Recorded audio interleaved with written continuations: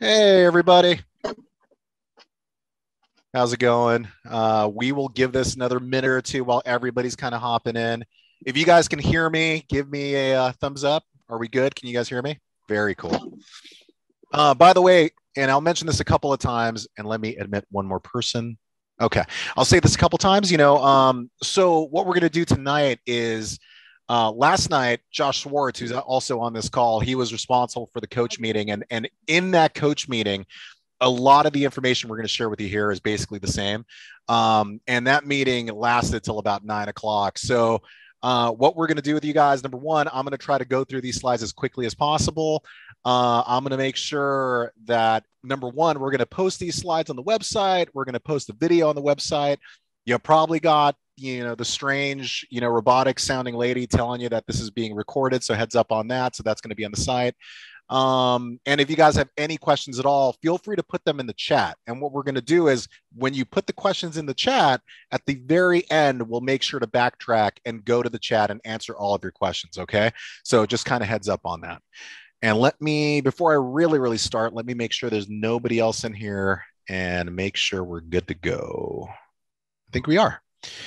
All right, everybody. So once again, actually not even once again. So hi, my name is Jaime Bencia. I am the regional commissioner over here at Murrieta, Temecula, region 1463. We also have on hand Josh Schwartz, who I mentioned. I mean, he's kind of to my left over here. He is our coach administrator. We also have Carrie Lopez. She is our safety director. We also have Carlos Torres, who is currently at practice. He's waving right now. He has a coach shirt on, so he'll probably be talking to us in a little bit. So all four of us at some point or another are going to step in and kind of talk to you guys about a lot of the stuff that we have going on. Let me go ahead and present my slides to you guys. Let's do this guy, share. Okay, now again, I'm going to ask for another thumbs up. Can you guys see the slides? All good? Okay, cool. Unfortunately, I can only see a few of you now, which is a little odd, but that's okay. We'll keep going. All right, everybody. So first and foremost, thank you again for being here.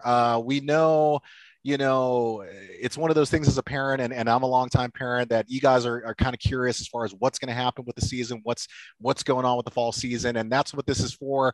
It's for us to provide you as much information as possible and let you guys know what's happening in the fall season, right? So actually, an introduction again, even though I said it earlier again, I'm Jaime Bencia, Regional Commissioner. I've been involved with AYSO since 2012. That was the first year that I took my son, and he started in the 6U division. And my, two sons are now involved in AYSO, and it's been a long time, but, both have a great time, and we've been having a great time. I've been a volunteer with AYSO 1463 since 2017. I've been involved with the actual board members since 2018. So good, 3 or so years ago. RC regional commissioner fairly recently, 2019 and 2020. It's been a fun ride. We've done a tremendous amount of work, and obviously not just myself. I mean, Josh, Carrie, Carlos, Mauro, our ref administrator, Christy, our assistant regional commissioner, and all of our board members. I mean, all of us work extremely hard and long hours, to be frank with you, to kind of make all this stuff happen. So we've been really happy with all that. So a couple of things. So you're going to hear about this from time to time. If you ever are a part of AYSO presentations, if some of you are volunteers, you guys will see this all the time, and it's super important. It's the AYSO vision, right? So the vision for AYSO National is to provide world-class youth programs which enrich children's lives. And that's incredibly important to AYSO.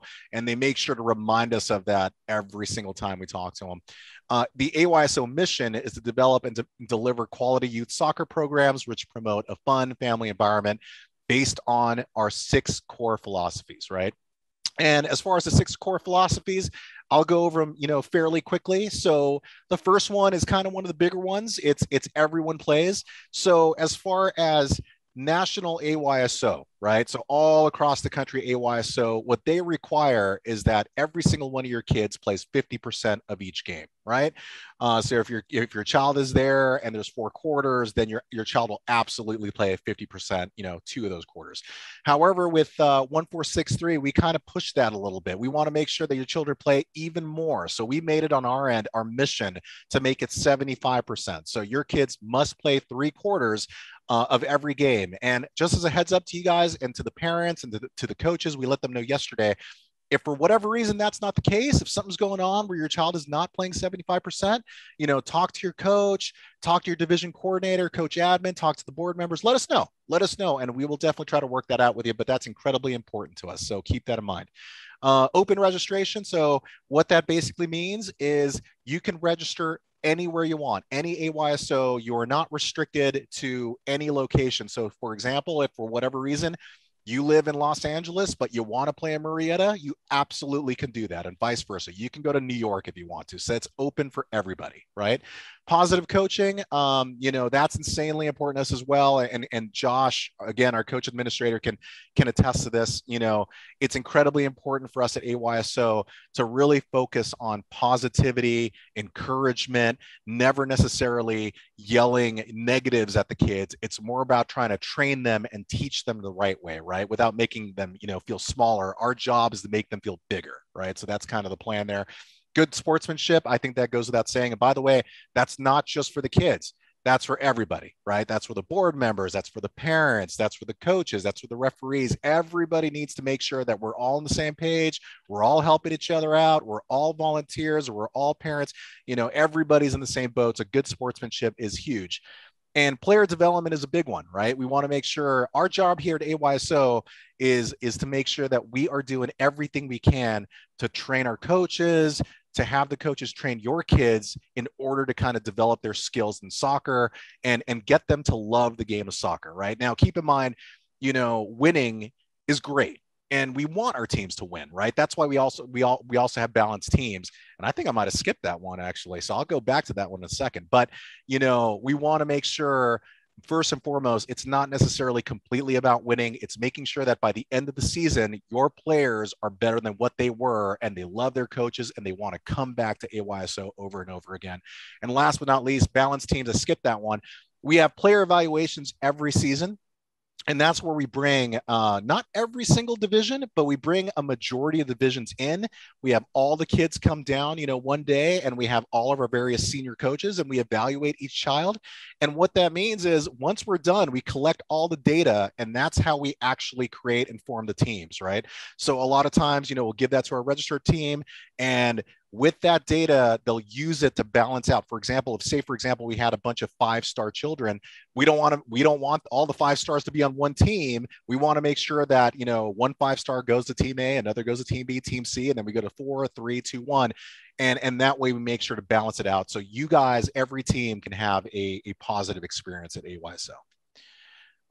Just real quick, as far as Section 1 and Area 1R, so we, Region 1463 in Marietta and Temecula, we are a part of what's called Area 1R.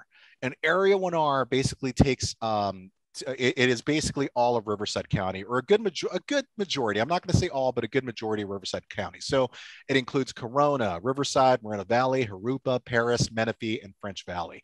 Now, for some of your younger divisions, this might not mean a whole lot. For some of the older divisions, like, for example, 14U and up, you guys will have games with a lot of these different divisions, and it stays within this list of divisions, right? And then on top of that, I'm not going to go into a tremendous amount of detail, but we have Section 1. And Section 1 covers basically almost all of Southern California. Some parts of San Diego are a little off, and some parts of Orange County aren't a part of it. But Section 1 covers a lot of Los Angeles, a lot of Riverside, and some of Orange County. So, we are a part of a greater whole. So just heads up on that. The kid zone, that's going to be incredibly important for you guys to be aware of. The kid zone is basically any time that you or your children walk into the AYSO, into our fields, right? And we want to make sure that we support each other, we support the kids, we support the volunteers. It's incredibly, important that we all do this. So real fast, I'll go through the bullet points. Kids are number one. Fun, not winning is everything. So I kind of mentioned that again. It's development and fun. That's really, really important to us here. Fans only cheer, only the coaches should coach. No yelling and anger. Respect the volunteer referees, which we'll go into in a little bit. You know, some of these other ones are kind of self-explanatory, but we'll say it anywhere anyway. No swearing, of course, no alcohol, tobacco, controlled substances, no weapons. Leave no trash behind, and set proper example of good sportsmanship. All this stuff is incredibly important to all of us at AYSO 1463. So keep that in mind, that it's really important for you guys. The second you and your children step on the field, all of us are a family, and all of us take care of one another and look out for and support each other. Spectator rules, I mean, that kind of goes into what I just said a second ago. I'm almost kind of repeating myself. You know, coaches and referees, all the volunteers here, and our volunteer coordinator, Carlos Torres, will kind of go into this in a little more detail, but we're all volunteers, right? Each and every one of us. That includes myself, that includes Josh, Carrie, all of us. We're 100% volunteers. Coaches are volunteers, referees. It's important that all of us are taking care of each other. One example we have, look, referees are not the bad guys. And I know we kind of put it in quotes in there, but sometimes, you know, we're out there and we're passionate and we want our kids to win. But again, we got to remember, it's not about winning. And keep in mind, a lot of our referees, actually all of our referees, number one, are volunteers. But number two, a good chunk of them might be brand new. They might be brand new to volunteering as referees. So we got to make sure that we're encouraging them and making them feel welcome and making them feel like, hey, look, you guys, we are applauding you for being out there and actually, you know, giving us your time. So please make sure to support each other. That's super important. Programs and divisions. I'm going to go over this real quick. Josh, of course, man, if at any point I forget something or you want me to stop for any reason, please feel free and you know, feel free to add whatever commentary. Cool. Yes, sir. I got you. All right. So we will start with schoolyard. Hold on real quick. Okay, perfect. Okay. We'll start with schoolyard. So schoolyard, as it says here, those are the little ones, right? So that is our schoolyard program. It is a group session play activity. And it basically what it is an introduction to the smallest children that we have at AYSO. It is the first time that these children are going to be stepping on the field. And what we do is we have these activities and we make it fun. We basically do whatever we can to get them to love the game of soccer first and foremost, right? And a lot of times it's these little activities that they get involved in. And then what ends up happening in the last 10, 15 minutes of these activities, we let them have a little game. And sometimes it's usually about 3v3, like a quick 3v3 or 4v4, something along those lines. Just as a heads up to some of those bullet points, the sessions occur every Friday. It's going to be starting September 10th. So that is for schoolyard parents. That is your very, very first session. Your very last session is going to be October 29th. Okay. You're going to have a total of 8 sessions total. And heads up, some of you guys might kind of ask, well, do we have practices? No, it's just a program and it's only 1 session per week on that Friday night. So keep that in mind. Session times for schoolyard parents, you will either be in the 4:30 session or you'll either be in the 5:30 session. So we're going to give you that information somewhat soon. They are going to be a total of 45-minute sessions. Like I mentioned a second ago, no practices. And as a heads up, it's a size 3 soccer ball. Shin guards are absolutely required. So make sure you guys go out to Dick's Sporting Goods, and we'll talk about that a little bit more later on in the presentation, but make sure you guys have your shin guards. That is absolutely required. Cleats, it would be great if you have them. They're not required, but they absolutely are highly recommended. So keep that in mind. And still talking about schoolyard, we're actually really, really excited to announce, in the past, we would do it where we had volunteer coaches, just like every other division, and it worked really well. However, we decided, we've been working with UK International on our summer camps, and they've gone over really, really well. And so we're excited to announce that UK International, they're going to be joining us, and they're going to be the ones coaching our little ones, coaching our schoolyard division program this season. So they are extremely knowledgeable. They come with, a pedigree of just coaches from South America, Europe, United Kingdom, all that good stuff. So we're really excited to have them on board and curious to see how well they're going to do. So if you're in the schoolyard program, please feel very excited about that. That's about it. If you guys have any questions on the schoolyard program, and we'll mention this to you guys later on as well, our coordinator, her name is Catherine Gilkey. Her email is on the slide. And by the way, that reminds me, again, these slides, the emails, the videos. We're going to post all this stuff. If not late tonight, then definitely by tomorrow. So that way, if you have any questions, you'll be able to find this stuff, at any time. So yeah, Schoolyard, incredibly excited and looking forward to that. VIP program. So we're incredibly excited to bring this back. We have not had the VIP program at our region in a really long time. The VIP program is basically for special needs, right? And it could be from, children who are about 4 years old, or it could be even older ages as well, even into adults, right? And it's just going to be a blast. It's going to be fun. It's going to be the ability to get, these players out there just having a game and just going out there and playing a soccer game. What we're going to do is we're going to have volunteers, which are called VIP buddies. And they're going to be out there helping the coaches, or helping our coordinator, actually. Her name is Shauna Glicker. She is going to be leading the way on this. And if you are a part of the VIP program, she is going to start emailing you guys. If she hasn't already, she'll start emailing you guys very, very soon, probably later this week, just giving you guys expectations, understanding, when you're going to be playing, what times, and I'll go into that in a second. But this is going to be a lot of fun for you VIP players. Just as a heads up to you guys, for VIP buddies, that could be anybody. And what VIP buddies are for is they're the ones who are out there with these players, helping things out, making sure that, the game is progressing, making sure they're taking care of the needs of the special needs players. They're just basically coordinating and helping on the field. So if any of you, say, for example, if you guys are parents or family members of the VIP program players, and you'd like to get involved as a VIP buddy and help out, please, please, please get in contact with Shauna Glicker.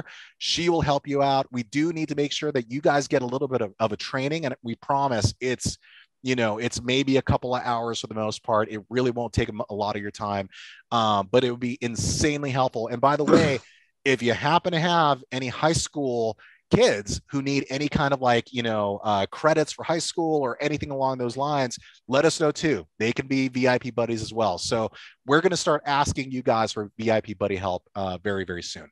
To go over the bullet points on that. So very similar to Schoolyard, sessions will occur on Fridays. It's going to start on September 10th, just like Schoolyard, and just like Schoolyard, it's going to end on October 29th. It's going to be 8 sessions total. Session times are exactly the same as Schoolyard, 4:30 and 5:30. Of course, Schoolyard and VIP are going to be on separate fields, so just kind of FYI on that. 45-minute sessions. Again, no practices. It's the once a week session. And then size 5 soccer ball. So if you're going to buy a soccer ball, make sure you get a size 5 soccer ball. On top of that, cleats again, it'd be great. Again, not required, but highly, highly recommended. And again, kind of like we had wrote in the slide, fun, fair, and safe are absolutely the safe are the words for the VIP program. And we take it very seriously. And being that it's the first time we've had it in a while, we look forward to this. There might be some learning pains, but we want to make sure we have a really good time out there. So if any of you, again, want to be a part of the VIP program as buddies, make sure to contact Shauna Glicker. Her information's on the slide, and it's also in her contact info. All right, let me go ahead and keep moving forward. Next up, we got the 6U division. So 6U division, that's when we get the first division that, it's designed and, it's the first division that we're going to have players out there playing a soccer game, right? Schoolyard, it's very much a program where we're teaching, we're training, we're giving them activities. 6U is the first division where it is pure soccer games, practices, and you're going to a soccer game on Saturday, right? And it's all about encouraging the kids to kind of continue to learn about soccer, continue to, learn about loving the game of soccer, right? And just like it says in the slide, they really are encouraged to explore and experiment. And so are the coaches. The coaches have been taught or have been told, look, it really is a chance to kind of just teach them what soccer is all about, teach them all about, handling the soccer ball, knowing what the soccer ball is all about. It's the first division where they're going to start learning some of the rules as well. Just as a heads up, as far as some of the bullet points, it's going to be a 45-minute practice, and it's only going to be once a week maximum. And again, the coaches are aware of this. So once a week maximum for practice, 45-minute practice. The games themselves are always going to be on Saturdays, and they're going to be 5 players versus 5 players, no goalkeepers. And the reason for that is we want to make sure that the kids score more. They want to have, we want them to have a lot more fun, right? The games themselves are 30 minutes, and they're going to be 15-minute halves, which include quarter rest breaks. There's going to be coach supervision and refereeing. So what that means is when the game is going on, each one of the coaches, so there's two coaches, right? They're going to be on the field and they're going to be directing traffic. They're going to be helping their kids. If the ball goes outside, they're going to make sure to stop play. So the coaches really are kind of responsible for directing traffic as far as the game is concerned. And our division coordinator is Taylor Breast. So there is her email address. And again, 6U parents, if you guys have any questions, if you guys have any concerns, anything pops up, please contact Taylor. She is really your first point of contact, of course. And Josh, I'm sure he would say the same thing. Feel free to contact Josh and myself as well. But Taylor definitely is your first point of contact for asking questions. And if you need anything more, definitely contact Josh and myself as well. Quick bullet points. So again, we mentioned this already. Saturdays, they occur once a week. Practices are once a week, 9 games total. The games start on September 11th, Saturday, September 11th. And for this division, it's a size 3 soccer ball. And before I move on, Josh, was there anything else I'm missing on this one? Was there anything else you wanted to kind of mention? You're hitting it right on the head. I'll definitely stop you if something pops up, but you're doing fantastic, Jaime. So Awesome. I appreciate you, bud. Look, just so you know, I'm going to stop at every single one of these just for you to tell me how awesome I am. Just heads up on that. So, all right. So 8U division. So next up, 8U parents, 8U division. All right. So at this point, it really still is about fun, developing the players, giving them quality touches, making sure there still are no goalkeepers. So it's really a matter of them scoring. It's still about developing the love, developing their skills.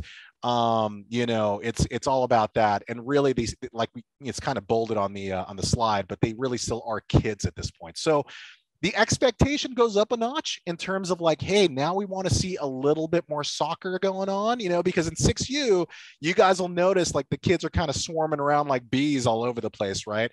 At 8U, that's where the coaches are going to try to like, okay, now you got to try and stop doing that, right? And try to figure out how to play the game of soccer. So that's where it really begins.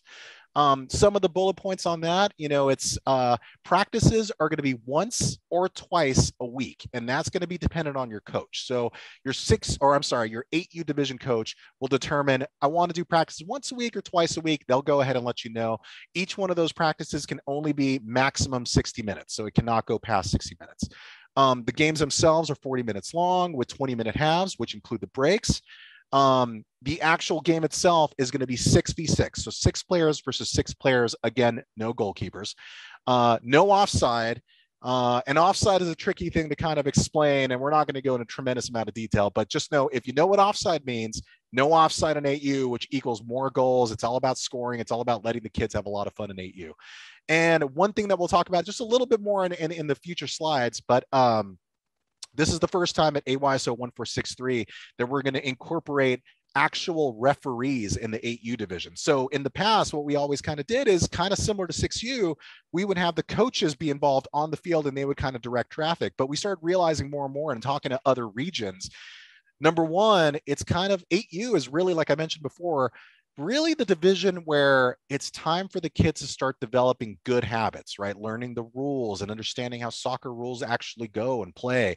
And on top of that, it's kind of the first spot for like newer referees or even youth referees. And that's something that's really important too. Youth referees to kind of feel a little bit more comfortable as far as like, you know what, I can get into an 8U game. Let me get in there and kind of like get my feet wet a little bit more, right? So we felt that both were equally as important. So we're actually going to get certified referees to center our actual 8U games. We're also going to have youth referees potentially be assistant referees. Now, assistant referees aren't required, just as a heads up to 8U parents. There might be a time where you do not see assistant referees. There might just be a center referee, and that's okay. That's by design, right? So we absolutely have to have a center referee, but we are not forcing the assistant referees. However, if the youth referees want to get in there and get some practice, absolutely. They can definitely get in there. If any other referee wants to get in there and get some practice, absolutely. Youth referees, just as a heads up, we are going to allow them to center 8U as well. So one thing we're also going to do is we're going to have a referee mentor, if that's the case, be there with the youth referee to make sure they're directing the game really well. They're kind of making the appropriate calls. Parents are behaving themselves, and coaches are all good to go. So that's kind of the plan with that. And we look forward to referees actually being a part of 8U. And the coordinator, just as a heads up on that, our 8U coordinator is Alex Goodwin. And again, his email is on that slide. Again, similar to the situation with 6U, 8U parents. If you guys have any questions, concerns, anything you need, please hit up Alex. He will absolutely do a great job of getting back to you as soon as he can. And again, if you need some more information, make sure to talk to Josh or myself. We'll be more than happy to help you out. And Carlos as well, Carlos Torres. All of us will be happy to help you out. Quick bullet points again. Games occur on Saturdays. Start week is September 11th. Size 3 soccer balls. So that's still the case for 8U. 9 games total. And there's going to be a possibility of a 10th week. And we'll go into that in a little bit in future slides. So you're absolutely going to get 9 games. That's guaranteed. But there's a possibility of a 10th week, which I will go into more detail in a little bit. Let me go into this a little bit more. So 10U division. So at this point, now it's getting a little bit more serious, right? Now we're going to go into a 7v7 game. Now a goalkeeper is going to be involved. So this is really the first time that as coaches, we got to make sure that we're training our goalkeepers, letting them know what to expect as a goalkeeper. Now we kind of, at least for coaches, kind of show the players their positioning a little bit more and just kind of like let them know what's going on. So quick bullet points, and Josh, I may have you kind of talk about a couple things in a second, but just quick bullet points on this. For 10U, it's a 60-minute practice. It's once to twice a week maximum, right? So again, your coach, when they get in contact with you, will let you know. The games are 50 minutes long with 25-minute halves, which include breaks. Offside and build outline. Maybe let's not go into a tremendous amount of detail, but Josh, did you want to give a really high-level overview of this portion of the slide? I was actually suggesting that we hand this over to Carlos, who is our 10U coordinator. Oh, also our volunteer coordinator, our 14U boys extra coach, and our up-and-coming regional RC, Carlos Torres. Carlos, can you help us out? I think Carlos went back to practice. I think that's what happened. You got to unmute him. Hold on a sec. Let me see if I can. I thought I did. Oh, ask to unmute. There you go. Yeah, hey, sorry about that. I got off my phone and went on my laptop. Perfect. Hey guys, I'm Carlos. I'm the volunteer coordinator. Yeah, so the build outline for 10U division. First of all, I'm the 10U division coordinator as well. So all the 10U coaches and parents can reach out to me at any point, anytime. Actually, any division can. All the divisions most of the time have coordinators. But anyways, the build outline is different. It is only 10U division that we have this in. There's a quick video. If you look on the slide, at the bottom there, it says YouTube video explanation. You don't have to write it down because I'll actually email it to you guys. It'll also be on our website, right, Jaime? It's on our website, the YouTube video? Yes. That is correct, yes. It's a quick 8-minute video that will explain the offsides. So in the short explanation, if you see the blue lines on there to the left and to the right of that field, those are the build out lines. And on the 10U fields, on our fields, we will mark them with a blue line on both sides, the left side and the right side. And that will be the position where offsides can be called. So Jaime, if you can use your little pointer there. So to the left of that blue line, or to the right of that blue line, on the right side of that field, that would be the only point past that blue line that an offside position could be called. Meaning if an offensive player is past a defender past that blue line, then it would be offside. On the left side, same thing, similar. So if someone's attacking on that side, that would be typically in a game, it would be the halfway line. In a normal game, it would be the halfway line when the offside position can be called. Now, there are other rules when it comes to the build-out line. For example, when the goalie receives the ball, he can pick up the ball, obviously, with the hands. He cannot punt the ball, but he can throw the ball to a player, roll the ball to a player, and believe it or not, he can actually drop kick the ball, meaning he can put it on the ground and kick it, but the rule is he cannot punt it from the goal area. So those are the basic rules of the build-out line. A lot of people call offsides, especially the parents and stuff, whatever. You have to make sure you understand there is a build-out line that we have to follow. So again, it's on our website and we will email it to you. And by the way, if you're kind of curious as far as why AYSO decided, and thank you, Carlos, that was awesome. Thank you so much. As far as why AYSO decided to go this route, it was really kind of determined on the back end that they, before the build out line, all the kids were doing were punting the ball. And so what would happen is the ball would go, the halfway point or further away, because the field for 10U is not really that big. And so the kids weren't getting touches. So the ball would be, in the air, and then they just receive it. So this was AYSO's way of trying to ensure and enforce that kids at the 10U division were getting as many touches as they could possibly get. So that's kind of why they ended up doing it. So yes, coordinator for this, as Carlos, who thank you very much again. Carlos Torres is our Division 10U coordinator. So if there's anything that pops up, any questions, please make sure to take a look at that YouTube explanation video. It's very, very short, but you're going to be a parent out there, and you may hear other parents or even yourself saying that's offside. And a lot of times a referee might be like, no, sorry, parent, it's not. It would be really important for you guys that watch that video so you guys get a pretty good explanation as far as what offside means out there. So please do so. And if you have any questions, contact Carlos. He is amazing at getting back to everybody. If for whatever reason he doesn't, which never happens, but if for whatever reason he doesn't, contact Josh and myself, and we'll definitely take care of you. Perfect. And then we will move on to 12U and 14U. Actually, I'll start with 12U. So at this point, 12U, now, the kids or the coaches are focusing a little bit more on positions, right? So that's kind of bullet point number one as far as the big ticket items. Now, keep in mind, I didn't mention this yet, and I should have, and I'm going to mention it now. For all the divisions, like say, for example, 6U, 8U, 10U, it's really important for you parents to understand and the coaches to understand that all the players need to be switched around in all the different positions, right? It can't be a situation in 6U or 8U where the coach is like, oh, I got these 3 players who are incredible strikers, and they're going to be my strikers for the rest of the season. That's not the way it works at AYSO. All the kids have to get an equal opportunity to kind of switch things around. Now, keep in mind, sometimes it's a little tough, right? Maybe in game 1, your coach might make some of the kids strikers in the front and some of the other kids, defensive in the back. And maybe halfway during that game, he'll switch it. Or maybe he kind of keeps it one way for an entire game. And in game number 2, he or she switches it.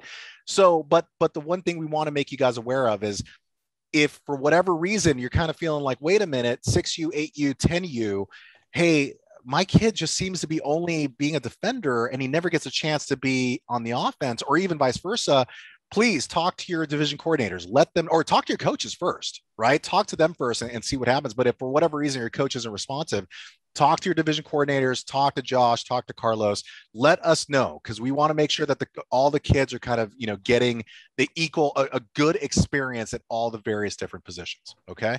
Now that leads us into 12U. And here's where positions start to be taught and encouraged a little more. 12U still has, we're still telling the coaches, hey, you're still going to want to make sure to switch them around for the most part. We don't want it to be a situation for each and every one of your games. Again, like I mentioned a second ago, each and every one of your games, you have the exact 3 or 4, offensive players. You do want to switch it around, but you start trying to teach the positions a bit more, and it's a bit more encouraged. As a heads up, goalkeepers, they cannot play more than three quarters as keeper.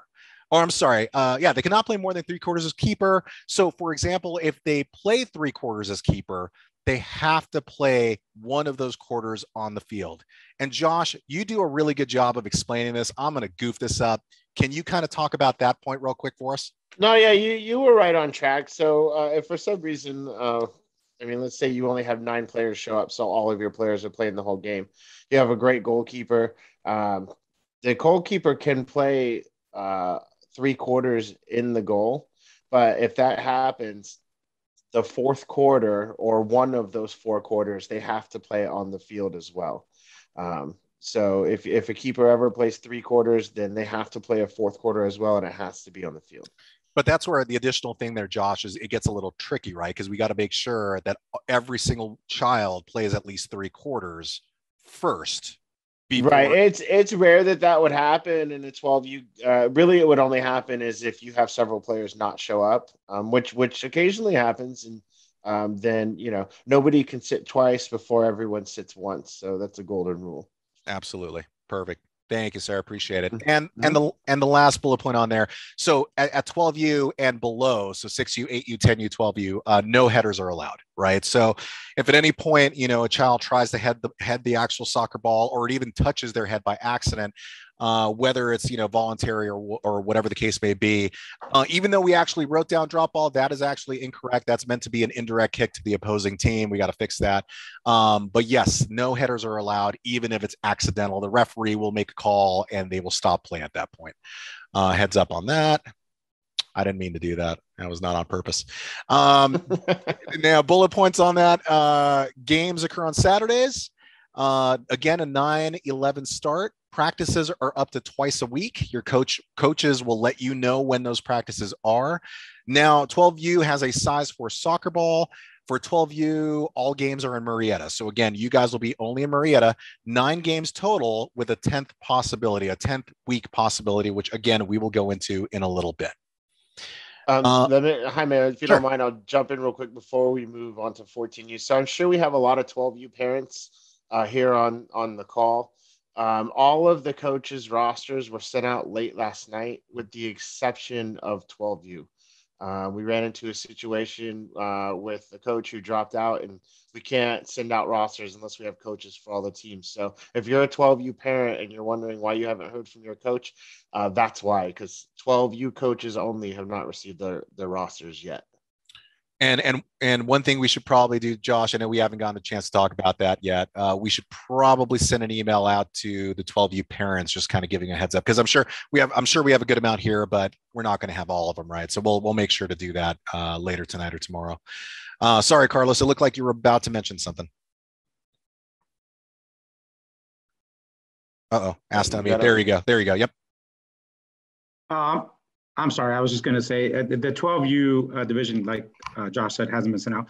It's 12U girls. So if any 12U girls parents are on the line, please reach out to me. We definitely need one head coach to step up. If not, it's going to be very difficult for the kids to play without a coach. So please, if you're out there and you find it in your heart to help these kids out and help us out, we would really appreciate it. Gotcha. Thank you, Carlos. Thank you, guys. 14U division. So I'm going to start speeding through this just a little bit more because we're kind of running a little late. So 90 minutes practice time, no more than 3 hours a week, 70-minute games, 11v11. So now it does kind of proceed to an 11v11 game. Big ticket items. So at this point, positions should absolutely be taught and enforced. This is the division in which the coaches will be kind of focusing a bit more on, I want players to be forwards, defenders, goalkeepers, whatever the case may be, whatever the coach feels, and works with kids on. Goalkeepers can go ahead and play all 4 quarters, so that, that is completely okay. There is no more restrictions on that. Headers are allowed. In parentheses, unless there's a 12U aged player, that's actually not going to be the case this season. Sometimes, especially in the spring, there might be a situation where parents like, look, I have a 12U division aged player who's just really good. I'd love to challenge my player. Can we move that player up to the 14U division? We don't do that for the fall, but for the spring we might. So that's kind of what that's all about. If it was a 12U aged player on a 14U team, headers would still not be allowed for that player. Substitutions are only allowed during quarter break. So that's still a thing. Substitutions are allowed only during quarter break for all the divisions. It changes at 16U. We'll talk about that in a second. Going through the bullet points. So again, games will occur. Now, they'll occur on Saturdays, but you're potentially also going to have weekday games. So we'll let you know that as well. Start date is still to be announced. We have our schedulers we have a scheduler over at AYSO Paris who's currently working on the schedule, which actually leads me to, there's going to be games with all the various different regions. So it's going to be Murrieta, French Valley, Menifee, and Paris, right? And there's going to be about 8 to 9 games total. And we're also looking at having a 14U tournament at the absolute end of the season, which is going to be a lot of fun. It's going to be held at Menifee, and there's going to be more info on that coming soon, because we're still trying to design the whole thing and figure that whole thing out. So as soon as we have that information, we will let you know. Next up, Hold on a second. I'm having some technical difficulties. There we go. All right. So 16U and 19U division. So 90-minute practice, no more than 3 hours per week, 70-minute games. At that point, 35-minute halves, 11v11 game. Big ticket items. Again, very similar to 14U. So positions should be taught and enforced. Goalkeepers can play all 4 quarters. Here's where you do have free substitutions during 16U and 19U. So what that means is, in all of the divisions, you got to wait until the quarters to actually substitute your players. In a 16U and 19U game, the coach can actually go ahead and call out for the ref sub, and the coach can go ahead and send in and out players pretty much as they see fit. So it's free substitutions on that. Bullet point items on that. Games will occur on weekdays and Saturdays. They are going to have a start that's actually coming up not too far away. So we don't have information on exactly what date they're starting on, but it could be as soon as 8/23. So that's where we have the week of 8/23 starts. So it's not too far away. Practices are 90 minutes and it's 3 hours per week max. Size 5 soccer ball, 8 to 9 games total. 16U and 19U will go by Area 1R rules. Basically, Area 1R, which I talked about before, was all of Riverside, or a good chunk of Riverside. They are going to be responsible for this division or these divisions. So it's by their rules. And we're going to play other Area 1R teams. There's going to be a possibility of playing other Area 1N teams.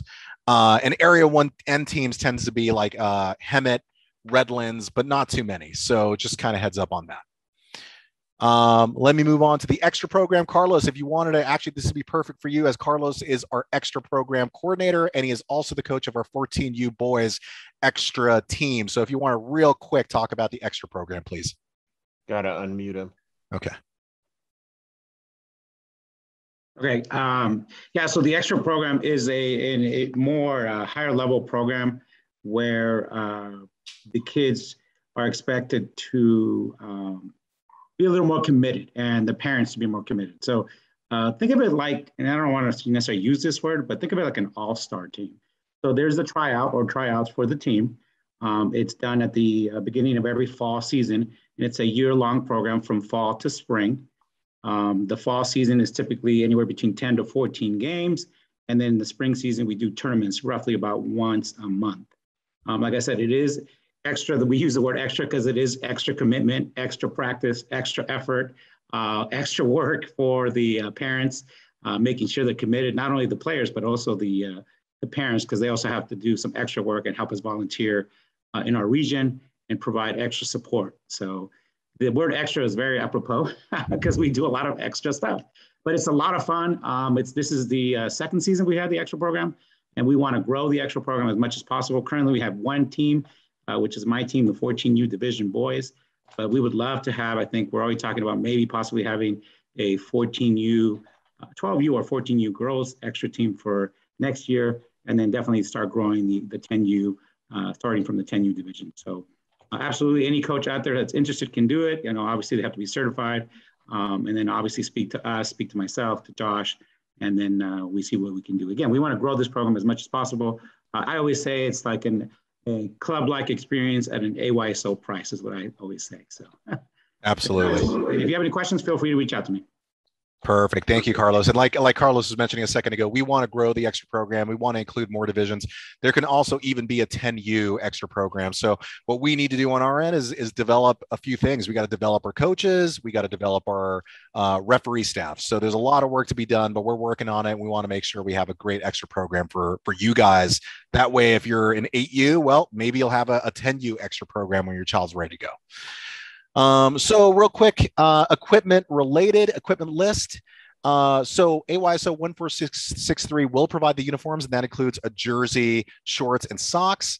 Like mentioned before, players are required to wear shin guards underneath their socks. And by the way, a couple of things on that. So you got to make sure that goes for every single practice, and that goes for every single game. If you guys, unfortunately, if the children show up to practice or show up to games without shin guards, they are not going to be allowed to play. And unfortunately, there are going to be no exceptions to that.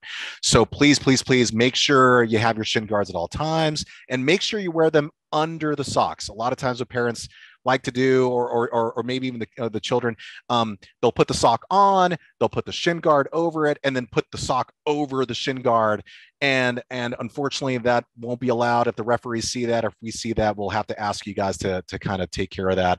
The reason being, if the sock actually starts, kind of going upwards a little bit, some of the shin guard might be apparent or might kind of, come out, and it could actually, if say, for example, it can actually clip another player. We want to make sure that the sock is completely covering it and there's no possibility of the shin guard actually showing up. For soccer balls, so for the lower divisions, 8U and under, it's going to be size 3. For 10U and through 12U, it's going to be size 4. 14U and above, size 5. Josh and myself and all of us, Carlos, we always remind you guys, water, super important. You guys know it's hot out here in Temecula and Murrieta. Please, please, please make sure to bring lots of water for you guys. One thing that we do try to do is, at the tents, we bring lots of water and Gatorade, but to be honest with you guys, it's meant for the volunteers. We have a lot of volunteers. We make sure to bring it for them. Now, what ends up happening is the kids come up and they ask us for water because they forgot or whatever. And of course, we're never going to say no. They're kids and we want to make sure we give them some water, but it's super important that you guys as parents make sure that you guys bring a couple of bottles every single time, right? Or bring one of those big jugs. Super, super important. Please remember to do so. Not allowed. Please be aware of this, you guys. No jewelry. So earrings, watches, necklaces. And keep in mind, and this happened to us a couple of times this past season, a lot of the girls or even some of the boys, they just got their ears pierced and they try to put like a Band-Aid or something over it because they're basically telling us, no, well, we can't take it out because it's, whatever the case. Unfortunately, that's a major no-go. It can't be a situation where you put on a Band-Aid where we're going to absolutely have to say you either have to take them out or the child cannot play. So heads up on that. Also, no hats. So no baseball hats, either in practice or during the games. If a child falls, if another child falls on top of a child that's wearing a baseball hat and the brim and something happens, we just want to avoid any accidents happening out there. Medical bracelets or medical alert bracelets are the only exception. So if your child wears one of those, that's completely okay. Sunglasses are only allowed if they're prescription. So if they're prescription, you're okay on that. But other than that, please do not wear glasses of any sort. No casts or splints, even if they're padded. I know recently this wasn't an AYSO thing, but I was refereeing at another function, and there was a child with a cast on their arms, and they tried to put like bubble wrap over it. And even at this other location, they were like, absolutely not. We can't do so. And that's the same thing at AYSO. So none of that going on. Now, soft braces, if they are the actual official soft braces that you get at the doctor's office, those are considered okay as long as they do not have metal inserts. So keep that in mind. So a bunch of additional info for you guys. And by the way, again, I'm going to stop real fast. I know some of you guys have been sending questions on the chat. Thank you so much. I promise that once we're done at the end, we will go through each and every one of them and we will make sure to answer your questions. So if you have more questions, feel free to throw it in the chat and we'll get back to you. Practice and game fields. So our home games are played at Torrey Pines Park. It's right there. If you know where Warm Springs Middle School is, it's basically the park that's kind of right next door. The entrance is through Torrey Pines Road. If you don't know where Warm Springs is at, I would say it's about 5 minutes north from the Temecula Promenade Mall. So if you know where the Temecula Mall is, it's maybe about 5 minutes right up the street, right? The address is right there. It's also on our website, so it's not too hard to find. So feel free to take a look at that when you get a chance on Google Maps or whatever the case. Practices in regards to AYSO 1463. So a majority of the coaches are talking to Josh right now as far as figuring out where they're going to practice. So I would say, and we would say, a good chunk of the coaches will be practicing at Torrey Pines, which is the same park that we'll have our games at. But if they don't practice at Torrey Pines, there are various surrounding Murrieta parks that have been approved for us to practice at. And one thing we told the coaches last night, we can only practice at those approved fields. If you have a field that's really close by to you, or that's really close by to the coach, but it's not a part of the approved field, they cannot practice there. And one of the reasons why is a couple of things. Number one, if they practice there, then all of a sudden another league or another, baseball or any other league comes around, they can start asking our coaches, okay, what are you doing here? Do you have a permit? We need permits. We basically pay the city for permits for these things. And if they happen to ask those coaches, do you have a permit for this? And they find out it's AYSO and we weren't supposed to be at those fields, we could get in trouble for it. The city will come down on me and we can get in trouble for it. So just kind of keep that in mind. We can only practice and have games at the approved fields. So all those fields are available on our website. And if you have any questions on that, let us know. Game day home and game day away. So this is just, if you're looking at the slide, this is just one of our fields. We're going to let you guys know what the fields look like really, really soon. We're working on that now.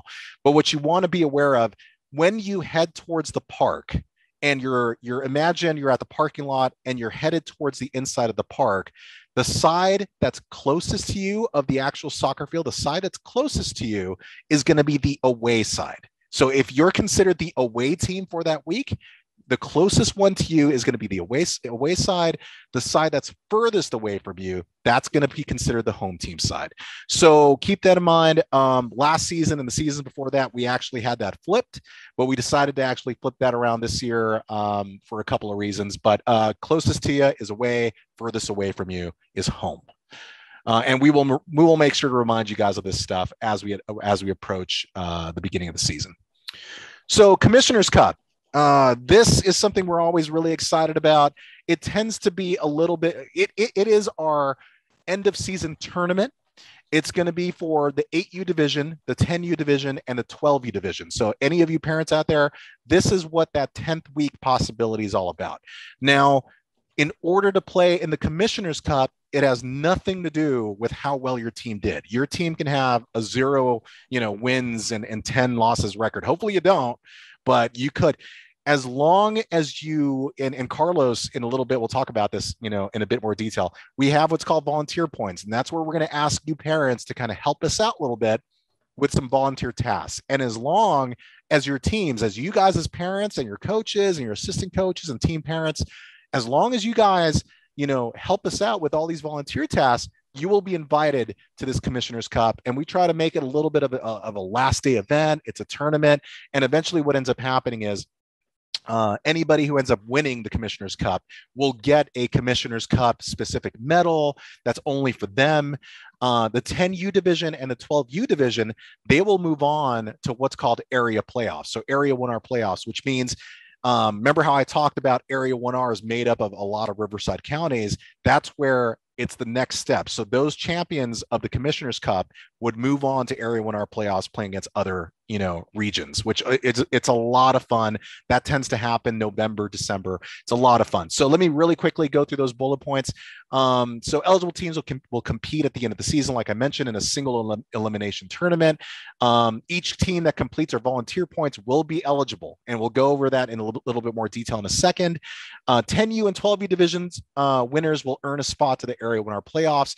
8U division, just as a heads up, you will also be a part of the Commissioner's Cup. There is no area playoffs for 8U, but what we kind of decided is 8U is kind of, we're using this as almost like a training to kind of get you to understand what it means to win a tournament. So that way, when your children become 10U, then when they win a tournament, they understand what a tournament's all about, then they can move on to the area 1R playoffs, right? So it's almost like for 8U, it's a stepping stone.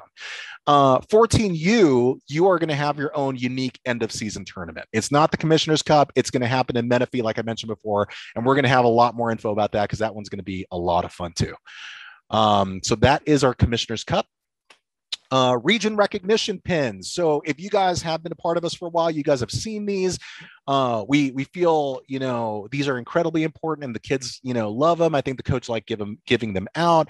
So for each game, 6U division coaches and up, what they're going to be asked to do is each coach is going to be asked, make sure you take a look at the other team. While the game's going on, look at the other team. And if you happen to notice that one kid for that week, his or her skills are incredible and they're doing a great job. Well, if that week tends to be the skills champ recognition pin, then what happens is at the very end of the game, when the teams get together, the coach is going to say to that child on the other team, wow, you player, you did an amazing job. You absolutely earned this skills champ award, right? And even talking to my own son and my own family recently, it tends to mean even though it means a lot to get it from your own coach, it kind of tends to mean a little bit more when you get it from some other coach that, you know, you don't work with, right? It's like, oh, wow, I really earned this. So that was our mentality on that. And we did that for a couple of seasons and it worked really, really well. So we're definitely bringing that side of it back. There's going to be 3 different pins to potentially earn. There's going to be skills champ, sportsmanship, superstar, so different criteria. Each team will have 1 winner per week. I'll go into this bullet point first. 6U division and VIP, just as a heads up to the parents, at some point or another, each one of your children will get each one of your players will get one of these pins, right? We felt like it was really important at that age, or for the VIP players to at least get one, right? For 8U and above, we decided that it's important that these are earned. Right. So it could be a situation where, you know, a player earns maybe 2 or 3 of them because for whatever reason, they just did. The other coaches in the other games thought they were incredible. Now, one thing that Josh mentioned to the coaches yesterday was kind of a reminder of, look, we don't want 1 or 2 kids on a team just like racking up all the pins and they just have 4 or 5, 6 pins in a season. So it's really going to be up to the coaches once they realize, okay, a child has earned maybe 2 or 3 pins. They can talk to the other coach and be like, look, we have this one child. He or she has already earned a lot. Why don't we try to look for somebody else to give it to? So that way it kind of spreads the wealth a little bit more, right? For Schoolyard, we decided no pins this season. And here's the reason why, Schoolyard parents.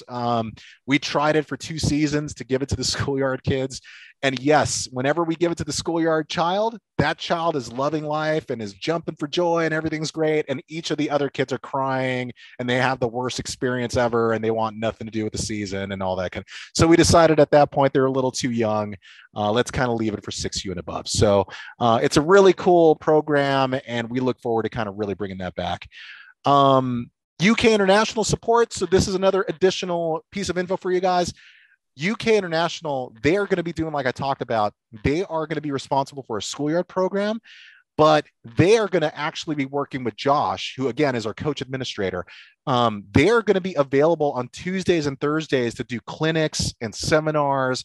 And what they're going to do is each Tuesday and Thursday, they're going to have 3 different slots, like 3 different hours. And Josh is going to work with these guys and basically say, okay, teams out there, take advantage of this because these coaches are international coaches and they know what they're doing. You can learn from them and your coaches can sign up for those slots. And these international coaches will train your team, will train your kids, will train your coaches how to improve. Right. So we're absolutely looking forward to UK International being there to kind of help out our coaches and help out our kids. It should be an incredible program and we're looking forward to it. Head coaches, again, if you're out here, I know you were there yesterday for 2 hours, but please take advantage of that and make sure you talk to Josh and we'll kind of go from there. So again, there is this gentleman, this fine young gentleman, Josh Schwartz. He is our coach administrator. Any questions in regards to the coaches, any questions in regards to the program related to coaches, please get in contact with him. He will be more than happy to get in touch with you and help you out. Josh, was there anything else? Actually, maybe if you want to talk about, well, I guess we did talk about division coordinators, but was there anything more you wanted to kind of add? That's it. No, I mean, we're going to go into quite a bit more stuff, so I don't want to jump the gun. Got it. So you're basically saying I'm talking too much as well. Okay, I'll speed it up, man. I'll speed it up. It's all good. Okay, so upcoming events, you guys, contact with coaches. Hopefully, have any of you guys received any, show of thumbs, any of you guys gotten any contact from your coaches at all today yet? Good. That's kind of good news. Keep in mind, if you haven't yet, don't stress, don't fret. They should be getting contact with you either tonight, tomorrow. I would almost think if they don't get in contact with you by early Friday-ish, please let us know. Please contact one of us and let us know, and we will try to find out what's going on. Again, like we mentioned earlier, 12U or 12U girls, that might be a little bit of a question mark. So we'll try to rectify that as soon as we can. But anybody else, please let us know. As a reminder, VIP parents, if you're out there, our VIP coordinator, Shauna Glicker, will get in contact with you at some point in the very near future and let you know what's going on. Schoolyard, that's a little different. You don't have coaches. It's going to be, UKI. Just be aware that we're going to send you occasional updates and our region updates, and just know that the first day is on September 10th. So be aware of that, but we'll try to make sure to send you guys an update sooner than later. So let me keep going on this list. So coaches will get in contact with you soon. Player and coach meet and greet. That's this Friday, everybody. And we've been sending updates on that, and we'll send another update on that with a region email this week. So Friday night, 6U division is going to be at 5 o'clock. 8U division is going to be at 6 o'clock. 10U division is going to be at 7. 12U division is going to be at 8. It's going to be at Dick's Sporting Goods. And it's going to be a chance for you and your children to say hello to your coaches, high five, ask questions. Maybe, you might have questions as far as like, where do you plan on having practices? And they'll have answers for you. Whatever the case may be, it's a great opportunity for you to meet your coaches and for them to meet you. As a heads up to you guys, it might be a situation where some of the coaches may not be able to make it. We begged and pleaded for the coaches to make it, but we all know with life, sometimes they just can't make it. So if they can't, we've let them know to let you know. But what we want to tell you is still, please try to make it. And there's a couple of reasons why. There's going to be a bunch of board members there, and you can ask me, Josh, Carlos, Carrie, any one of our board members there, whatever questions you want, we're there to help you out. But there's also going to be that 20% coupon available that Friday, that Saturday, that Sunday. I mean, we're not going to be there Saturday, Sunday, but at least that Friday, you can take advantage of the 20% coupon to buy cleats, to buy soccer balls, to buy shin guards if you don't have them quite yet. And we'll be there again to answer questions. So it's going to happen this Friday. So don't forget, everybody. Practices begin soon. Unfortunately for us, typically we would have a date for you guys right now, but what's going on is the city over the last couple of months, actually Marietta Valley Unified School District, they decided to reseed our main field. And I've been trying to get a hold of them. Even today, I tried to get a hold of them to get an update. And they're supposed to be done and ready to let us practice by this Friday, but they have not confirmed that 100%. So I don't want to tell you guys a practice start. We don't want to tell you guys a practice to start Monday and then have to change our mind. So as soon as we get a thumbs up and a green light from the city, Josh will let the coaches know, and the coaches will let you know. Some of our older teams, 14U and up, some of their games start sooner than the 9/11 start date. So I think Josh is going to be in contact with those coaches to start their practices in some of the other fields that are surrounding the area. So keep in mind, 14U parents and above, you guys might start practice as soon as next week. So we will keep you guys posted on that. Uniform distribution, it will happen sometime before 8/21. So heads up, and I'm going to talk about this in a second. 8/21 is picture day. And what's going to end up happening is we're going to let the coaches know days before picture day. We're going to have a date to where we're going to tell all the coaches, come to the fields. We're going to give you your box of uniforms. And what we've instructed the coaches to do, and we'll let you know this right now, is we're going to want to make sure that the coaches line up their kids. So they're going to want to meet up with your kids. And the coaches line up the kids from shortest to tallest, right? And all of the jerseys, the numbers that are the lowest are the smallest jerseys. The numbers that are the largest, the numbers that are the largest are for the larger jerseys, right? So that way, if all the kids are together and they kind of measure out all the various kids, it tends to work out a lot better that way. In the past, whenever parents have said, "Hey, I want a large or an extra large," and the uniform comes in, it doesn't fit, and then we end up having to get new uniforms. So this system has worked for us in the past. Anyway, uniform distribution. We will let the coaches know, and then the coaches will let you guys know when they want to meet up with you to kind of get uniforms going. But it'll definitely happen before 8/21. Picture day, like I mentioned a second ago, that is going to happen Saturday, August 21st. Times will be provided sometime in the near future. We will give you a schedule as far as when exactly you're expected to show up and all the information you're going to need. Chances are what we did last season, you guys really didn't have to fill out anything. With your registration, you will get a set amount of like pictures and a few other things that are included with your registration cost. You're not going to have to fill anything out. You go to the fields, you take your pictures, and then afterwards, about 2 weeks later, when the picture company has kind of taken care of everything they need to take care of, they'll send each and every one of you an email showing you your pictures, and then saying, do you want to order extra on top of what you already have with your registration? So all this kind of information we'll remind you of. You don't have to remember it tonight, but we'll make sure to remind you of that very soon. Game schedule distribution.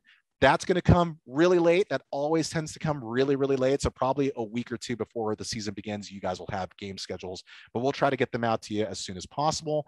We talked about this a little bit. First game, so 16U, 19U is going to be the week of August 23rd. So that's not too far away. VIP and Schoolyard, your very first session is Friday, September 10th. And all the rest, all the core divisions, your first game is Saturday, September 11th. Okay. Volunteering. So here is where I will I will have our volunteer coordinator, Carlos Torres, talk to you about volunteering at AYSO 1463. I will ask, unmute. There you go, Carlos. You should be good. So let me know whenever you want me to go ahead and switch. Go ahead and advance slide. So, hey guys, so as Jaime alluded to or said earlier today, every one of us is a volunteer at AYSO, including the board members, the coaches, obviously, assistant coaches, and then team parents. Everyone volunteers. Everything we do for our kids, we do for your kids, and we do for your community and our community. So it's very, very important that we stress that and that everybody understands that. And we say that because we need your help. As parents, your coaches are going to ask you to volunteer as much as possible. The coaches took the big step of actually being the head coach of the team. They're going to ask for assistant coaches or an assistant coach. They're going to ask for a team parent or team manager. And then, of course, they're going to ask for referees. Referees are something we desperately need in our region. In order to provide a structured game for 8U and above, we need to have referees. So it's very, very important that you guys as parents help us out, help the league out, help your coach out, and become a referee volunteer. Anyone can be a volunteer. It can be anyone over the age of 18. We do have youth referees that can start at 12 years and above, but anyone over the age of 18 can be a volunteer. You can also have, I'm sorry, I take that back. You can also have youth volunteers do certain things to get like high school credit for volunteer hours and stuff like that. It can be your mom, it can be your dad, your sister, your uncle, it can be anyone. Anyone who has a positive attitude and willingness to help, absolutely, we welcome them to help us volunteer and make this organization a much better organization. So we're only as strong as our volunteers. Here's the board members real quick. You can see a picture of the most recent board members. It's a very interesting picture of all of us. We're awesome. But seriously, the board members do a lot of work. Jaime, he's the regional commissioner. You'll see him out there all the time. He'll be there every day. And again, it's not a paid position. It's completely 100% volunteer. He does it for the love of his children being out there and having a great time playing soccer, and obviously to help the community. So please remember to say thank you to all the board members and all the coaches and all the volunteers, because it really is something special. But again, anyone can be one. Volunteers, so again, we're going to need coaches, assistant coaches, referees. I cannot stress that enough.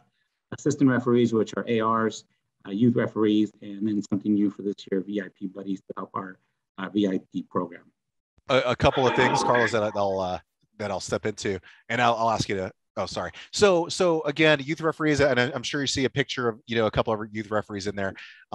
We do have, and we'll talk about this more in a second. We do have a referee course that's going on next Saturday on the 14th, and youth referees are absolutely invited to attend if they'd like to. Last season, towards the end of the season, we had several youth referees out there. And because of that, we had so many parents and their kids coming up to us and asking, how do we become youth referees? Like, we want these kids to have fun and learn the laws and get better. Because the truth of the matter is, as a referee and a youth referee, as a coach, you learn the laws of the game, which helps make you a better coach, a better player, all that kind of good stuff. So that's really, really important. And then, like I talked about earlier, VIP buddies, that's going to be incredible too. I mean, as many of your kids, high school kids, or even parents, if you guys are parents of the VIP players, please make sure to kind of let us know that you want to be a VIP buddy and be out there helping out. Sorry, Carlos, go ahead. And don't forget too, if you're one of those older children, especially high school, maybe some middle schools that require volunteer hours, doing this referee or any sort of volunteerism for our region, we will give you credit for those volunteer hours. So that might be a little bit of a selling point for some of the older kids. Yeah, I do know that on high school, they require volunteer hours. So you can easily do that with our organization. Just come up to one of the board members, let them know that you're there for volunteering. Obviously, you have to be certified and everything and go through the process, but you can definitely get hours and stuff. We had several kids do it last season. Go ahead, Jaime. So every volunteer, just so you know, in order to be certified, you do have to go through a process. You do have to do a volunteer application, and then you also have to have a background check. So anybody who becomes a volunteer, 18 and older, does have to be certified. There's a safe haven course that has to happen, which is promoting the philosophies of AYSO and what you can and cannot do, basically being positive around the kids. There's CDC concussion training to be able to recognize and then what to do if there is a concussion. And most of the time that will never happen, but in case of that, you do need to be aware of it. So you do go through an online course for that. And then the sudden cardiac arrest course, which has to do with heat exhaustion, dehydration, and or heart conditions. Those are the 3 safety videos or 3 safety protocols that you have to go through as a volunteer. And then whatever position you volunteered for, you must go through that process. For example, if you're a 10U coach, you would have to do the 6U, 8U, and then 10U coach modules to be completely certified as a 10U coach. So you do the certifications up to whatever division you're coaching. And then referees, you have to do, again, the same process, the 3 safety videos, and then also do an online referee course, and then do an in-person referee course. And again, we do all this, we help you with it, we mentor you, we're not gonna just throw you to the wolves, we will be there every step of the way, we will help you as much or as little as you want, but again, we need as many volunteers as we possibly can. An organization is only as good as the people behind it, and that would be all of us, so, including you. Now, I'm not gonna go point by point on this, but in order to create a little more momentum or a little more motivation for volunteering, we created a volunteer program. I'm not gonna go through every one of them, but just essentially the basic premise is that every division, 8U, 10U, 12U, 14U, 16U, will have a certain amount of requirements in order for them to participate either in the playoff tournament, which is called the Commissioner's Cup at the end of the season, which is a lot of fun and all the kids want to participate. So it's going to be up to the team to fulfill their volunteer requirements or volunteer points. Again, I'm not going to go through each one, but each division will have X amount of points to qualify for in order for them to be able to participate in the tournament at the end of the season. It's very, very important. The coaches have already had this explained to them. They've been emailed this program to them. They will talk about it at your team meeting, your first practice or team meeting. They will express to you. The big thing is we really need your help. We need your help to help them so that we can get this done. So the volunteer points involve some things as simple as taking pictures of the games, setting up the fields, tearing down the fields, lining the fields, becoming a referee, reffing games, providing support at the board tent, providing support at the ref tent, all sorts of stuff. And that will all be explained in the volunteer program. Again, I'm not going to go through point by point because we don't have that much time. But again, it is on our website. Your coach will explain it to you. Your coach will tell you, hey, I need your help in order for us to qualify at the end of the season tournament. We need to fulfill this responsibility. So each division has a minimum requirement. Go ahead. And again, there's opening tasks, there's closing tasks. Your coaches will explain that. But basically, if you're the first game of the day on Saturday, you have to help set it up. If you're the last game of the day, you have to help tear it down. It's not very hard. You just line the fields, you fill the golf holes, and put things away. And where do you sign up? You just contact me. You can contact really any one of us, but I'm the volunteer coordinator, so you can contact me, and then I will call you, email you, and give you the next steps on how to become a volunteer. Again, please do not be intimidated by the online courses. Very, very simple. It's not pass or fail.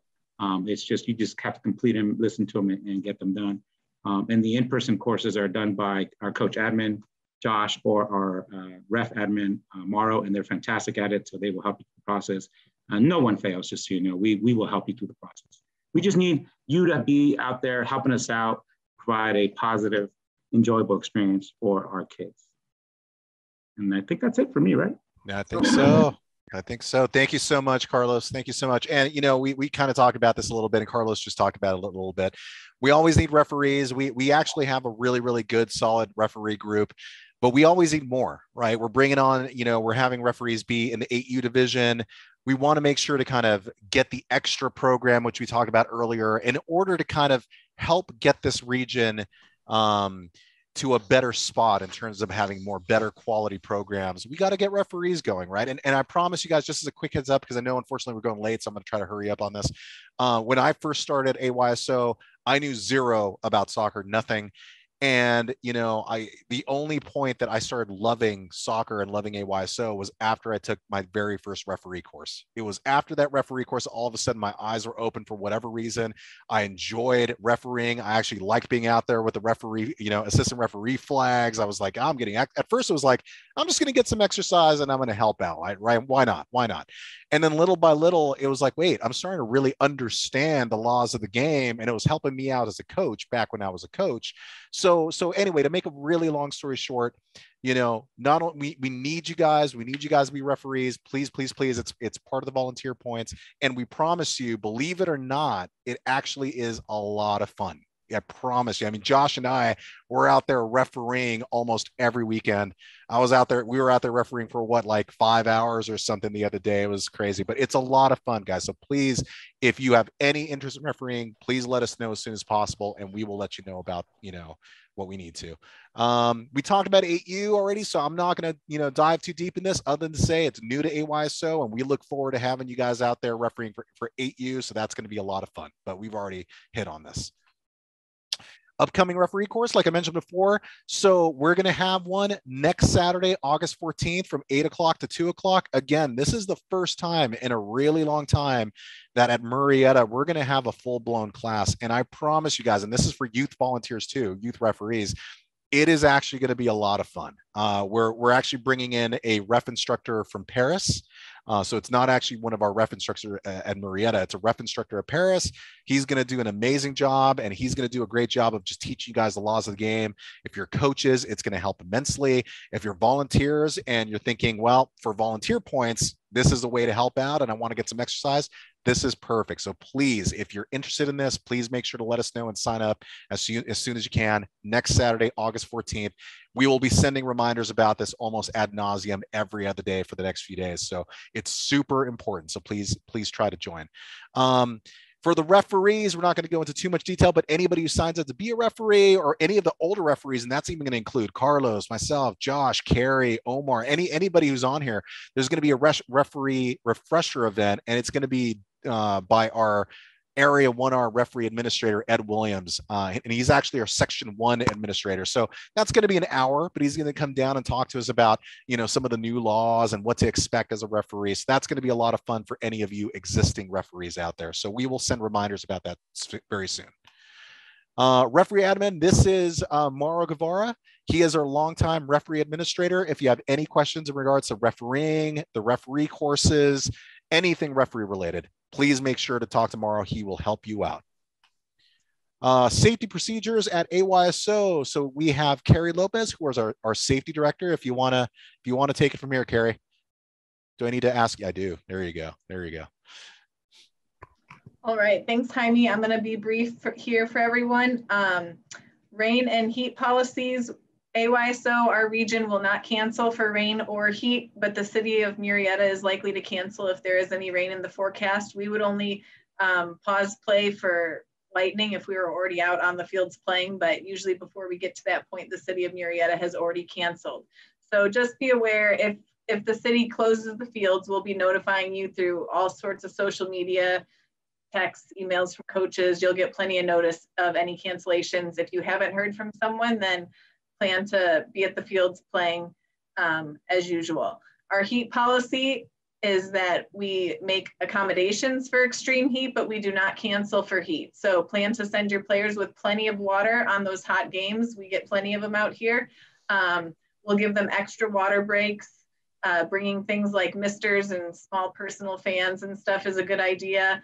We'll have easy ups provided for the players, but families are not allowed to bring easy ups. They can bring umbrellas, but we will have easy ups for the players to cool off in the shade a little bit as needed. And we just monitor players closely during those heat events. As far as COVID related things, at this point, there is no special cautions in place related to our play. We get direction from the city of Marietta. So if they make any changes and ask anything of us, we have been through a lot with COVID in the last year with our program, and we're ready to implement any necessary steps that they would request of us. But at this point, there won't be any masks required on the field. You're welcome to wear a mask if you choose to. We'll have sanitizer out available, And we're encouraging everyone to continue using that. And then, like I mentioned, there aren't any easy ups on the field for families. Just another thing, not COVID related, but pets are not allowed on the field. Don't bring your pets. This is an important part of our insurance policy that we cannot have your animals on the field unless they are a service animal, and we would ask for proof of that. And then also for younger children, make sure that you're staying on location with them. And then there's my contact information. If you have any additional questions or concerns, feel free to reach out to me at any time. Awesome. Thank you so much, Carrie. Real quick, just to jump on that back, since we do have all the parents here. I know it's lots of fun at the end of games to, do tunnels and everything like that, have the kids run through them. Although we're not under any sort of protocol for COVID, we are going to not be doing tunnels or high fives at the end of matches. I'll send that information out to coaches as well. But just so all you parents are aware, that's how we're going to roll this season. Perfect. Thank you, Josh. Appreciate it, man. All right, so a few more notes to keep in mind. Practices cannot start until AYSO 1463 provides a green light. So I know Josh is going to be working on that with the coaches. Non-registered players, volunteers cannot participate. If anything, sorry, Carrie, I guess some of this should have been you, but I'll go ahead and go through it. Non-registered players and volunteers cannot participate in practices or games. So say, for example, if there are any players, any siblings, any other volunteers that are not registered with AYSO, it is incredibly important. They can't play on the fields with them. They can't practice. They can't help with practices. We already gave the coaches the heads up. This is definitely something of a liability issue for us. I know it's sort of tempting to kind of get the siblings in there to help out, but if they're not registered, they cannot help. If they are registered, if the siblings are registered, that's okay. They can go ahead and help at that point. Under no circumstances should adults play in scrimmages and games. And again, it's kind of fun. It's kind of fun to get out there. Maybe if you're a coach or another adult to help out with scrimmages and games. Unfortunately, again, it's a liability issue. So we ask that under no circumstances any of the adults are out there playing. Obviously, the coaches will be out there coaching and doing what they got to do and providing instruction, but they cannot actually play in games.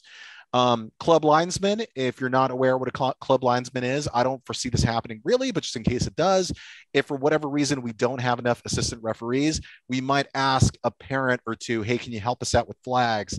And that's what a club linesman is. They're basically they would copy what the center referee calls. So if the referee calls one way, the club linesman would just kind of copy them, but we're letting them know it's at their own risk. They're not covered by insurance. So if something happens, it's at their own risk. So we would remind them once they actually become club linesmen.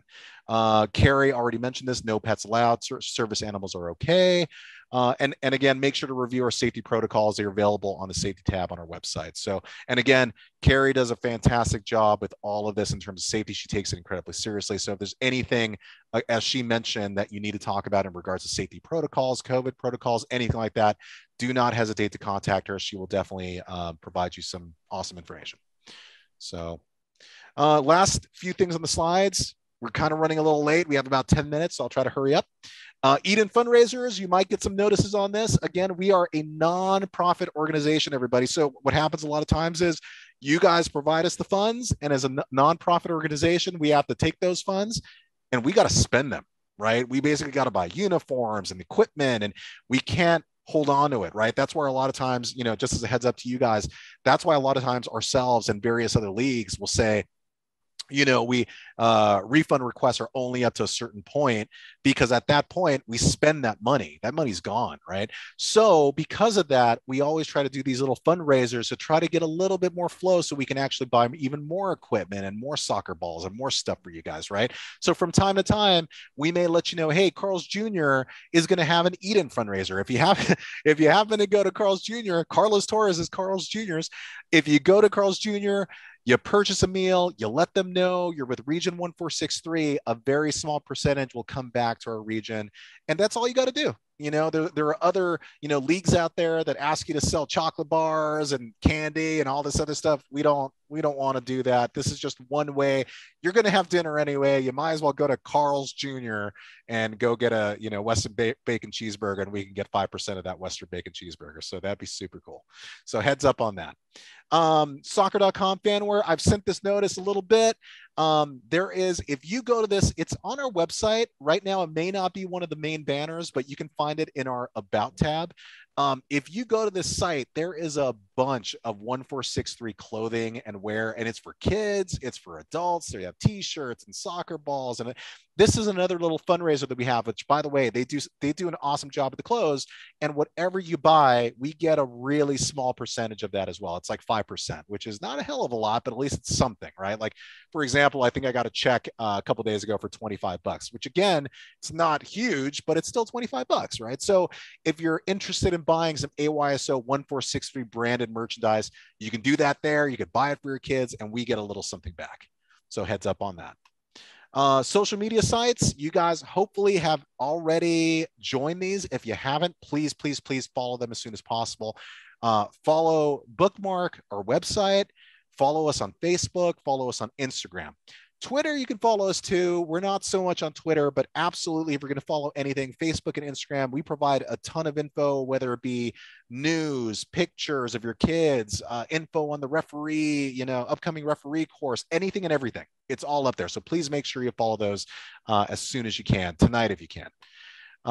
Next up, contacts AYSO. So this contact sheet. So you got the registrar, ref administrator, coach administrator, safety director, volunteer, regional commissioner, myself, our schoolyard coordinator, our VIP program coordinator. It's on these slides, but again, you can find this easily on our website. If you go to our website, there's a contacts button.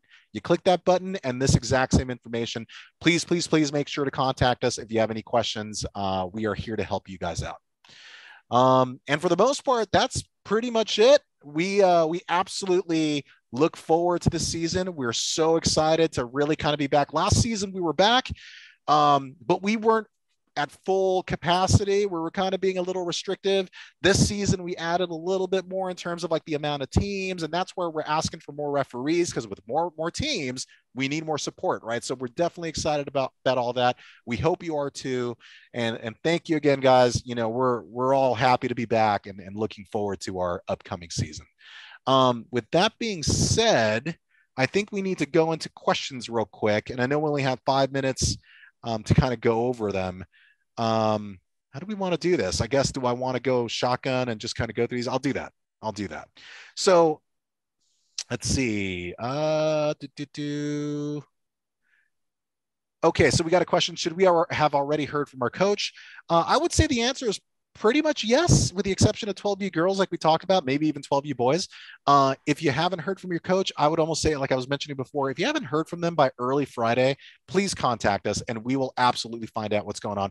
The one other thing I would highly recommend you guys do tonight, go into your accounts and make sure you provided the correct email address. If you provided us an incorrect email address, then none of our region emails would have gotten to you. None of the emails from our coaches will get to you. I actually recently, in the last 2 days, had 2 parents email me saying, we've received nothing. What's going on? And while they were on the phone with me, I looked them up real quick and I noted that they had added the wrong email address. So please, if you're not getting anything, please check your email address. And if your email address is correct and you're still not getting anything, let us know and we'll find out for you. And that includes the coaches as well. And don't forget to check your junk mail folder too. If you're getting an email from one of your coaches, it might go to your junk mail. So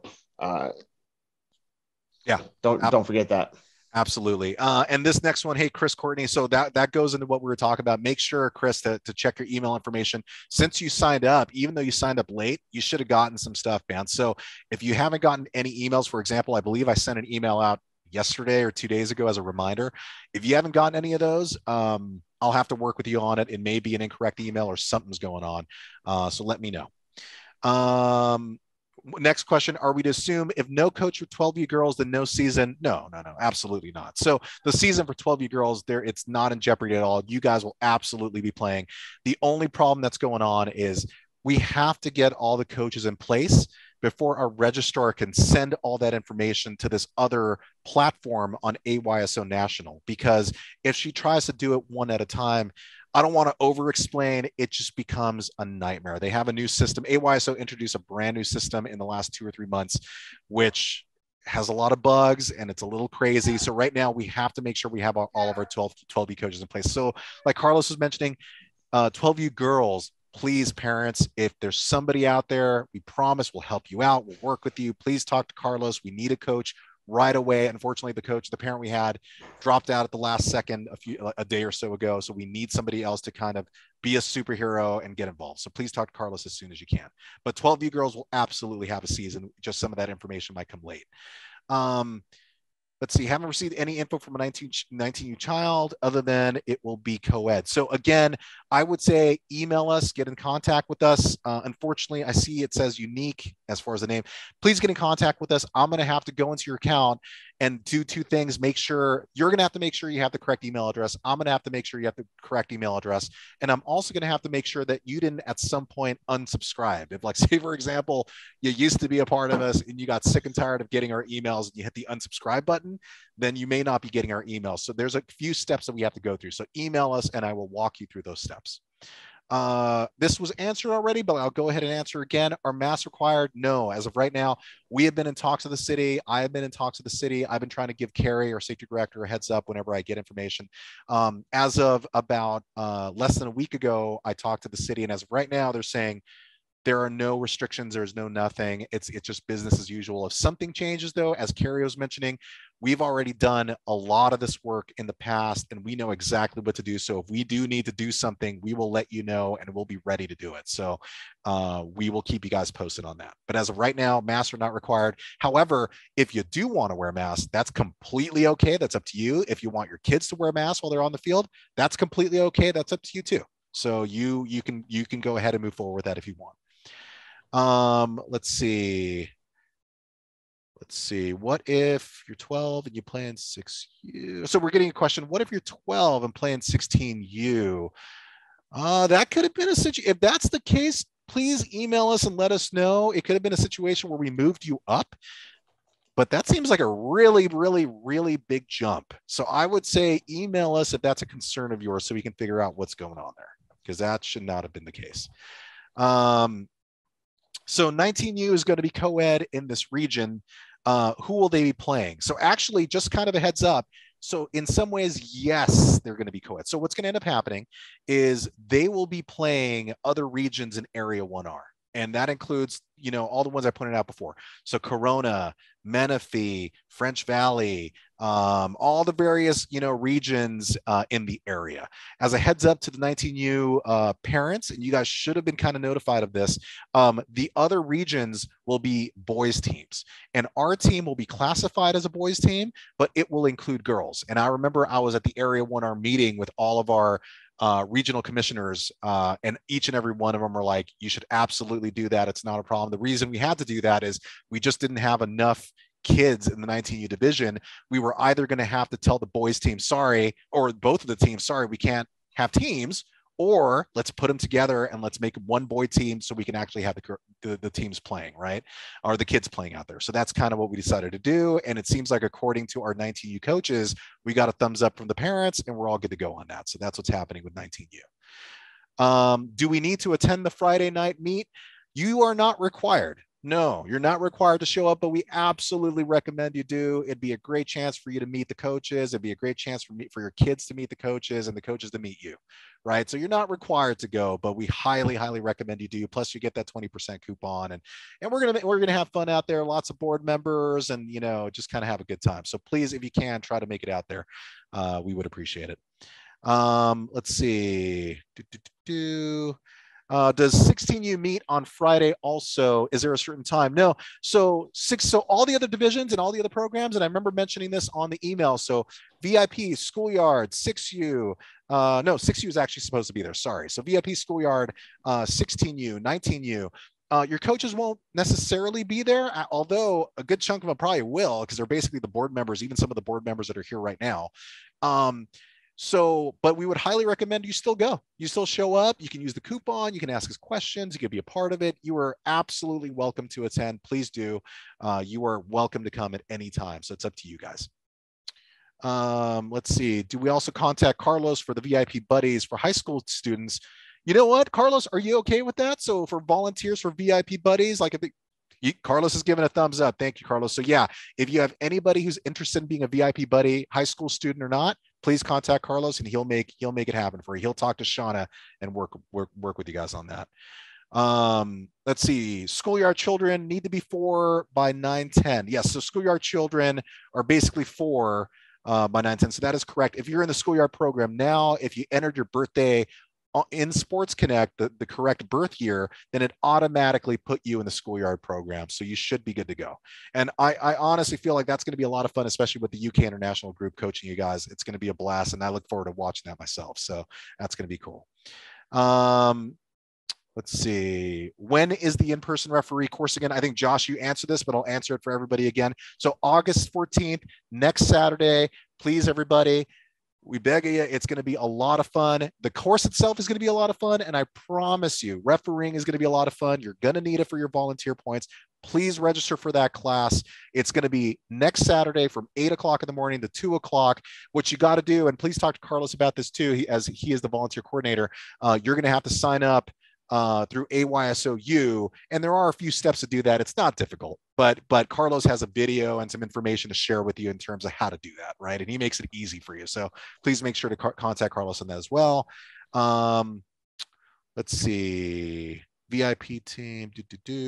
Thank you for the information and all the boards and coaches' efforts and time to make this happen. You rock. Thank you so much. We appreciate the kudos, Michelle. Or actually, was it Michelle? No, I'm going to say it's Julie. I was giving it to Michelle, not you, Michelle. It was Julie. So thank you, Julie. We really appreciate the compliments. We work really, everybody here works extremely hard. So we thank you for that. Michelle, you had mentioned you haven't received an email from your coach. Again, I would suspect, tonight, tomorrow, if not by early Friday, absolutely let your 8U division coordinator know, let Josh know, and we'll try to figure that out for you. Lanka, thank you. Great information. Have a great night. Thank you so much, Lanka. Absolutely appreciate it. You rock. We only have a couple more, so we're almost done. Thank you so much for the info. This was from, it's from iPhone. Bummer. Okay, thank you so much for the info. Our 14U daughter is super excited. We are super excited for your 14U daughter. We super look forward to the season, and we're really looking forward to all that. Have a wonderful night. So thank you so much. Let's see. And then Tiffany, I think right now you just put in, I put her in an agent, directed me to VIP. So were we able to then switch her to schoolyard? So Tiffany, do us a favor. Send us an email. If you want to send us an email, actually, if you can take this down real quick, the email address that you should contact is AYSO1463 reg, REG. So AYSO, and if anything, Josh, if you want to kind of type this in there for AYSO1463 reg at gmail.com. That will take you to our registrar group, and you can ask that question to our registrar group, and they will get back to you tonight, if not early tomorrow, with an answer to your question. And I think that about covers it. If there are any other questions, I'll give it like 10, 15 seconds, but I think that's kind of it. During that time, I will say we're super excited. This is going to be a lot of fun. We look forward to having you guys out there. I know earlier we had mentioned the whole volunteering stuff, and yes, that is super important for you guys to provide us as much help as possible. But we promise, even if some of that information looks a little daunting as far as the amount of like volunteering, I promise you, it's not. It's really not. Once you get down to it and your coaches talk to you about how much help we're going to need, I promise you, Carlos promises you, it's really easy. So keep that in mind. And I think that's it. As always, feel free to email us, contact us with questions. We will be supplying you with updates every single week as we normally do. We're going to send you the next batch of information tomorrow. Don't forget, the meet and greet is on Friday night. A lot of us are going to be there. We look forward to meeting you. And I think that's it. Everybody have an amazing night, and we'll meet and talk to all of you soon. Oh, great question. Hold on. So, do you know when the teams will know their team colors? Yes. So if your coach shows up on Friday to the meet and greet, they'll get their binder with all their players' information. It'll also have a picture of their actual jersey colors. So if your coach is there on Friday at the meet and greet, that's when they will get their uniform colors. Awesome. That's perfect. Was there anything else I missed? Are we good? All right. Thank you so much, everybody. Have an amazing night. Appreciate it.